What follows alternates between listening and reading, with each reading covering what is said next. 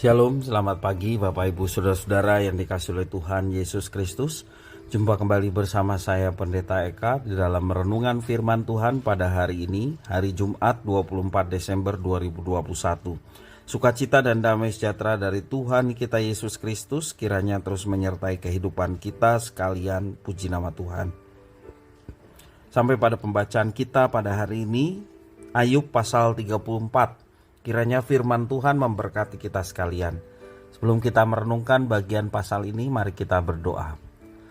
Tuhan Allah Bapa di surga yang kami puja sembah di dalam Yesus Kristus, kami bersyukur atas kasih dan pemeliharaan Tuhan dalam hidup kami sampai pada pagi hari ini. Kami mau terus dekat dengan Tuhan, karena dekat dengan Tuhan kami boleh terus mengalami sukacita dan damai sejahtera yang membahagiakan. Kami terus juga mau belajar firman Tuhan untuk mengisi hati dan pikiran kami dengan terang firman Tuhan. Mampukan untuk kami dapat memahaminya. Kau juga menolong untuk kami dapat menjadi pelaku-pelaku firman dalam hidup kami. Terpujilah namamu Bapa, demi nama Tuhan Yesus kami berdoa. Amin. Bapak Ibu Saudara-saudara yang dikasihi Tuhan, dalam pasal ini Elihu menyatakan kebenaran yang lain, yaitu Allah berdaulat melakukan apa saja dan ia tidak pernah melakukan kesalahan apapun dalam menilai seseorang dan tindakannya. Seperti di dalam ayat 10-12 Elihu menyampaikan keberdaulatan Allah, dikatakan Allah tidak pernah berlaku curang. Selanjutnya ia mengatakan karena ia maha adil dan maha kuasa. Nah, bagi Elihu keadilan Allah itu mutlak dan siapapun tidak dapat menggoyahkannya. Manusia hanya bisa menerima, manusia hanya bisa mengamini kedaulatan Allah dan merasakannya dalam kehidupannya tanpa dapat mengajukan protes. Nah, ini kemutlakan yang dinyatakan oleh Elihu.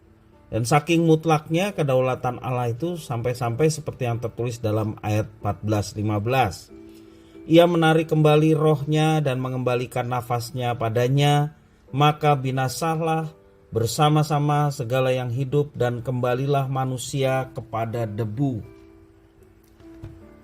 Dalam hal ini Elihu melihat Allah hanya berhenti pada satu titik, yakni ia berdaulat dan adil.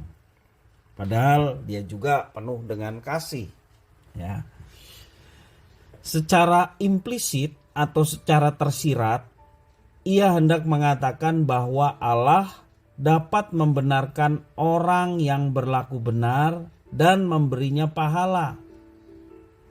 Sekali lagi, Elihu hendak mengatakan bahwa Allah pasti membenarkan orang yang berlaku benar dan memberi kepada orang yang berlaku benar itu pahala. Allah yang sama juga menurunkan azab atau sengsara atau penderitaan atau hukuman ya kepada mereka yang melakukan kejahatan sekalipun seseorang berupaya menutupi perbuatan jahatnya. Itu dalam ayat 21 sampai 22. Di sini kita melihat bahwa Allah yang Maha Kuasa dan Maha Adil memberikan hukuman yang setimpal untuk semua pelaku kejahatan. Untuk hal yang positif, Elihu menyatakan secara tidak langsung, namun untuk hal yang negatif, ia menyatakan dengan terus terang. Dengan lugas ia hendak mengatakan bahwa malapetaka dan sakit penyakit yang dialami oleh temannya Ayub merupakan hukuman dari Tuhan yang disebabkan oleh semua kejahatan yang telah dilakukan oleh Ayub. Ayat 23-25 menjelaskan cara bertahap ganjaran ini akan berakhir dengan kematian yang mengerikan. Karena itu Elihu menasihati Ayub. Menasihati gimana? Supaya Ayub merendahkan diri di hadapan Tuhan dan mengakui segala kejahatan dan dosa-dosanya. Hanya dengan cara ini Ayub dapat terlepas dari kesengsaraan yang menimpa hidupnya. Sebab bagi Elihu penderitaan Ayub adalah hukuman Tuhan atas dosa-dosanya. Nah, Bapak Ibu Saudara-saudara yang dikasihi oleh Tuhan, kita meyakini bahwa Tuhan memiliki kedaulatan penuh. Tetapi Dia juga merupakan Allah yang kasih. Hakikat kasih adalah Allah, sehingga Dia siap mengulurkan tangannya bagi setiap anak-anaknya yang bertobat dan mohon pengampunan kepadanya. Tuhan memiliki kedaulatan penuh. Tuhan juga memiliki ketegasan dan keadilan, tetapi Dia juga penuh kasih, menerima setiap anak-anaknya yang datang kepadanya dengan penuh penyesalan dan pertobatan untuk kembali diperbaharui dalam kehidupannya. Ayo Bapak Ibu Saudara-saudara yang dikasihi oleh Tuhan, janganlah kita menjadi orang-orang yang saling menghakimi. Ia juga memiliki kebijaksanaan yang tidak terjangkau oleh akal budi manusia. Siapa yang bisa menyelami pikiran Allah? Allah memiliki kebijaksanaan yang tidak terjangkau oleh kita. Karena itu jangan kita menjadi hakim terhadap sesama kita, ya. Apalagi ketika sesama kita mengalami penderitaan, selalu dikaitkan sebagai hukuman akibat tindakan sebelumnya, yaitu dosa-dosa ataupun kejahatan yang pernah diperbuat. Sekali lagi Tuhan bisa menegur dengan hal yang demikian, tetapi tidak melulu orang yang menderita seperti yang juga dialami oleh Ayub, itu akibat dari dosa dan kejahatannya. Alkitab mencatat bahwa sepanjang hidup Ayub sebelum dia mengalami penderitaan, dia orang yang saleh. Ya, tidak ada yang seperti Ayub. Dan hal itu dicatat supaya pembaca tahu bahwa penderitaan yang dialami tidak melulu oleh karena dosa yang telah diperbuat oleh orang yang saat itu sedang menderita, termasuk Ayub. Nah, Bapak Ibu Saudara-saudara yang dikasihi oleh Tuhan, marilah kita juga sebagai orang-orang yang bijaksana ketika ada saudara atau keluarga, teman, sahabat yang sedang mengalami kesusahan, sedang mengalami pencobaan, kita menjadi orang-orang yang baik untuk bisa menjadi teman atau sahabat bagi mereka, menjadi saudara bagi mereka. Mungkin kita hanya diam, mungkin hanya tepuk punggungnya, ya, sebagai wujud empati kita kepadanya. Dan jangan kita main hakim sendiri, sehingga kita justru malah menuduh orang yang mengalami penderitaan sebagai dampak dosanya, dan orang tersebut bukan semakin membaik tetapi justru semakin menghilang.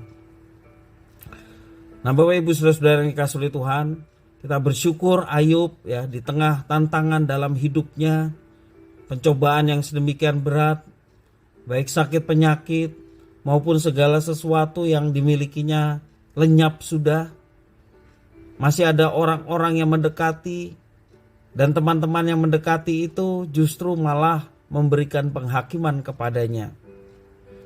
Secara manusia kita boleh melihat kisah Ayub ini sangat memedihkan dan memilukan hati. Tetapi kita bersyukur kalau Ayub tetap tegar, tetap yakin bahwa ada Tuhan yang senantiasa terus menolong dia dan memberikan kekuatan di tengah tantangan hidup yang berat, termasuk juga tuduhan-tuduhan yang ditudingkan kepadanya. Tetapi Ayub tetap tegar, tetap yakin bahwa Tuhan mengatur segala sesuatunya. Tuhan yang berdaulat, Dia yang tahu segala sesuatu yang akan terjadi dalam hidupnya. Dan ini juga boleh menjadi pembelajaran bagi kita. Mari kita tetap bersandar kepadanya dengan satu keyakinan bahwa Allah bekerja mendatangkan yang baik bagi setiap orang yang mengasihinya. Kiranya firman Tuhan ini memberkati kita sekalian. Mari kita berdoa. Tuhan Allah Bapa di surga yang kami puja sembah di dalam Yesus Kristus, kami sungguh bersyukur dan berterima kasih kepada Tuhan atas firman-Mu. Biarlah Tuhan menolong kami untuk kami tetap yakin dan tegar untuk menghadapi tantangan dalam kehidupan dengan satu keyakinan bahwa Allah bekerja untuk mendatangkan sesuatu yang baik. Dan kami Juga tak kala kami berhadapan dengan sesama kami yang juga mengalami penderitaan, pergumulan dan persoalan dalam kehidupan, kami boleh menjadi teman yang baik, kami boleh menjadi sahabat untuk bisa mendengar segala keluh kesah yang mereka sedang alami, dan kami boleh menjadi berkat bagi mereka sekalian. Terima kasih ya Tuhan, inilah doa permohonan ucapan syukur kami atas firman Tuhan. Dalam nama Tuhan Yesus kami berdoa. Amin.